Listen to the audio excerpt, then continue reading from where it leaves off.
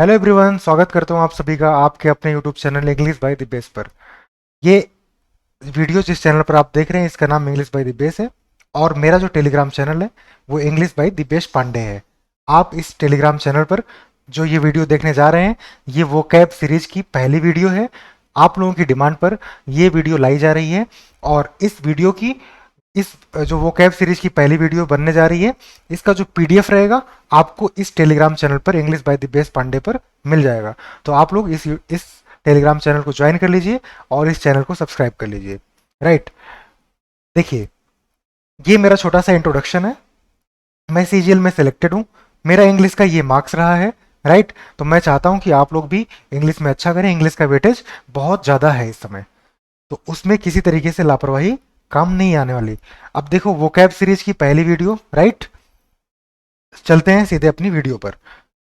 ये इसका जो पैटर्न है मैंने इस तरीके से लिया है। 5 क्वेश्चंस आपको दिए हैं जिसमें आपको सिनोनिम बताने हैं। इसके बाद मैंने 5 वर्ड्स लिए हैं जिनका आपको बस सिंपली मीनिंग देखना है और उनका यूज करना है। राइट, उनसे एक एक एग्जाम्पल आपको अपने से सोचना है। ये थोड़ा सा आपके एंगेजमेंट के लिए मैंने कर रखा है। इसके अलावा मैंने कुछ ईडियम्स लिए हैं, तो मिलाकर के ठीक ठाक आपका एक्सरसाइज हो जाएगा और ये क्लासेस डेली आपको मिलती रहेंगी। चलिए देखते हैं अपना पहला क्वेश्चन। पहला क्वेश्चन है चाइल्ड। चाइल्ड का बताना है आपको सिनोनिम। एक मिनट मैं हट जाता हूं क्योंकि अदरवाइज ये वीडियो कवर हो रही हैं। पहला जो क्वेश्चन है ये है चाइल्ड। चाइल्ड का मतलब होता है डांटना या फिर किसी को एडमोनिश करना। तो इसका सिनोनिम क्या प्रिवेंट होगा। प्रिवेंट मतलब होता है रोकना। रेस्क्यू मतलब होता है बचाना। स्कोल्ड, स्कोल्ड का मतलब होता है डांटना। फॉलो करना यानी किसी का अनुगमन करना, किसी के पीछे चलना। तो यहां पर स्कोल्ड ही इसका सिनोनिम हो जाएगा। स्कोल्ड, चाइल्ड और एडमोनिश ये सारे सिनोनिम है। He declined the offer. अब दूसरा question, he declined the offer to join the board of directors. उसने बोर्ड ऑफ डायरेक्टर्स को ज्वाइन करने का जो ऑफर था उसे डिक्लाइन कर दिया, मना कर दिया, रिजेक्ट कर दिया। क्या इसका सिनोनिम डिलेड है, मतलब रोक दिया, देर देर कर दिया उसको। मॉडिफाई करना मतलब चेंज कर दिया, या डिफर करना मतलब टाल दिया। नहीं, वो उसने रिजेक्ट कर दिया, मना कर दिया ज्वाइन करने से। अगला, agent knowledge suppose to make life sweeter and happier. तो ये सेंटेंस दिया गया है। सेंटेंस में इस तरीके से जब अंडरलाइन करके सिनोनिम पूछ रहा है तो सेंटेंस का जो कॉन्टेक्स्ट है उसके अकॉर्डिंग आपको देखना है। इसका मतलब ये निकल रहा है क्या नॉलेज को नहीं सोचा जाता है एक लाइफ, मतलब इस तरीके से कि ये लाइफ को क्या कर देती है, स्वीटर और हैप्पियर बना देती है। तो यहाँ पर नॉलेज का क्या मतलब है। नॉलेज का मतलब क्या, करिकुलम है। करिकुलम क्या होता है, कोर्स डिटेल। राइट, कोर्स किस तरीके से एग्जीक्यूट होने वाला है। प्रोफेशन क्या होता है, किसी इंसान का प्रोफेशन उसका काम होता है। विजडम होती है बुद्धिमत्ता, नॉलेज। राइट, यही है इसका यहाँ पर सिनोनिम। सुपीरियरिटी क्या होती है, जैसे इन्फीरियरिटी होती है उसी तरीके से उसका उल्टा, उसका अपोजिट होता है सुपीरियरिटी। राइट, बहुत सिंपल वर्ड है, आपको पता है। तो नॉलेज का सिनोनिम हो गया wisdom. You also worked with another eccentric genius. अब एक्सेंट्रिक का सिनोनिम बताना है। एक्सेंट्रिक क्या होता है, कोई इंसान जो अनयूजुअल है, जो एबनॉर्मल है, ही इज नॉट नॉर्मल।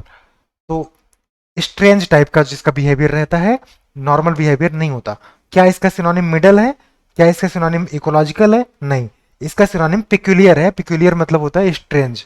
इलिजिव होता है भ्रामक, मतलब जो चीज जो है ना आपको बस भ्रम है, not in reality. Okay. Distant, distant का मतलब होता है दूर। जैसे डिस्टेंस आप लिखते हो तो डिस्टेंस क्या होता है, डिस्टेंस होती है नाउन। आप कहते हो कितनी डिस्टेंस है, राइट, तो वो नाउन होती है। लेकिन डिस्टेंट क्या होती है, ये होती है एडजेक्टिव। तो इसका सिनोनिम बताना है। फार साइटेड होता है दूरदर्शी, जो दूर की चीजों को देख पाए, सोच पाए दिमाग में। फार अवे होती है दूर। और फ्यूचरिस्टिक होता है फ्यूचर ओरिएंटेड। अगर किसी की थिंकिंग फ्यूचरिस्टिक है, कोई टेक्नोलॉजी फ्यूचरिस्टिक है, यानी वो फ्यूचर ओरिएंटेड है। राइट, काफी समय से काफी आगे है। फॉरवर्ड मतलब होता है आगे। ओके, तो डिस्टेंट का यहाँ पर डायरेक्ट सिनोनिम आपको फार अवे दिया गया है, तो आप इसके साथ जाएंगे। राइट, ये मैंने 5 क्वेश्चंस ले रखे थे, इनको आपने किया होगा। कितने सही आपके हो रहे हैं आप कमेंट सेक्शन में बताना। ओके, चलो, अगर वीडियो पसंद आ रही है तो वीडियो को लाइक भी कर दो।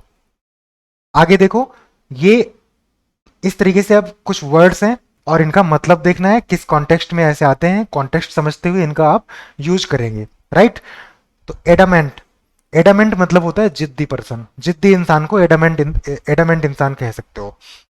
यानी ही इज नॉट, मतलब it is not very simple to persuade him, okay.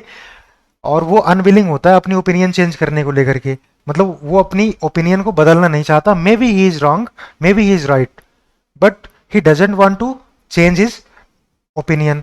तो ऐसा इंसान जो है एडमेंट पर्सन कहलाता है। तो इसका आप कुछ अपने हिसाब से इसका एग्जाम्पल आपको बनाना है, राइट। ये आपके लिए मैं काम दे रहा हूँ, आपके एंगेजमेंट के लिए, बिल्कुल, जिससे कि आपकी एंगेजमेंट क्लास में बनी रहे। जरा सोचना क्या यूज हो सकता है। एक यूज मैं आपको चलो करके बताता हूँ कुछ ऐसा। आप कह सकते हो he is very adamant person, so I can't persuade him, okay. और कह सकते हो कि he is so adamant that no one can defeat him in argument, right. तो वो इतना एडमेंट पर्सन है कि कोई भी आर्ग्यूमेंट में उसको हरा नहीं सकता। ऐसे ही सोचना आप भी, राइट।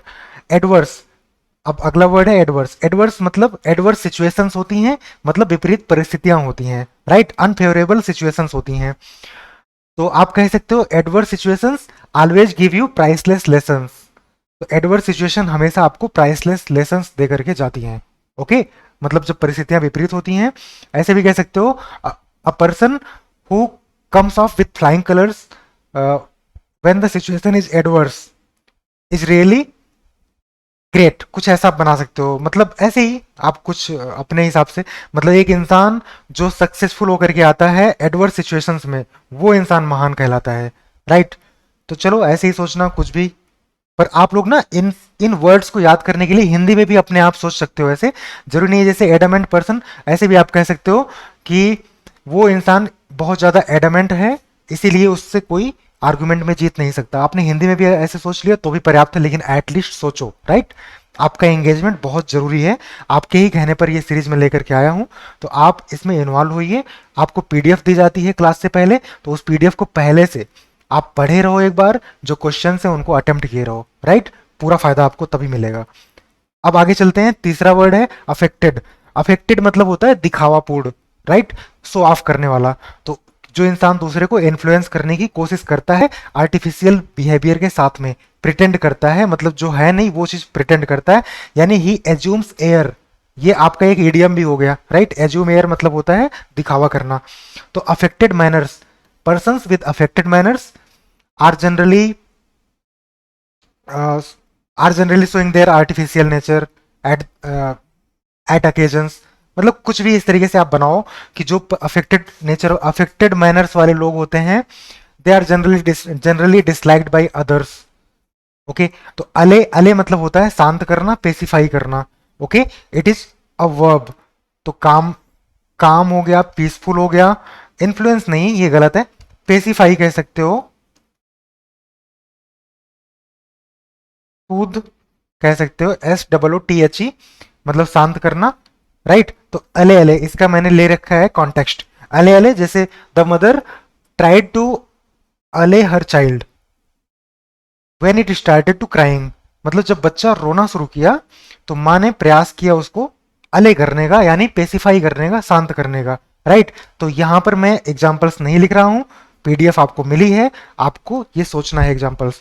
एकॉर्ड क्या होता है? एकॉर्ड होता है समझौता, राइट। जैसे कि आप एग्जाम्पल के लिए, जैसे शिमला समझौता, अब हिंदी में ही आप सोच लो, कोई दिक्कत नहीं है। शिमला एकॉर्ड, जैसे कहते हो कि recently Shimla accord has been in discussion, okay, because of some conflicts between India and Pakistan. मतलब भारत और पाकिस्तान के बीच में कुछ कॉन्फ्लिक्ट्स की वजह से जो शिमला एकॉर्ड है वो हाल में चर्चा में रहा है। जरूर नहीं इतना बड़ा बनाओ, कुछ छोटा सा भी आप बना सकते हो।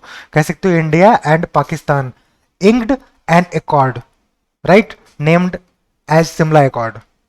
चलो ठीक है, कुछ शायद फिर से कॉम्प्लेक्स हो गया, पर आप अपना सोचना इस तरीके से बना करके।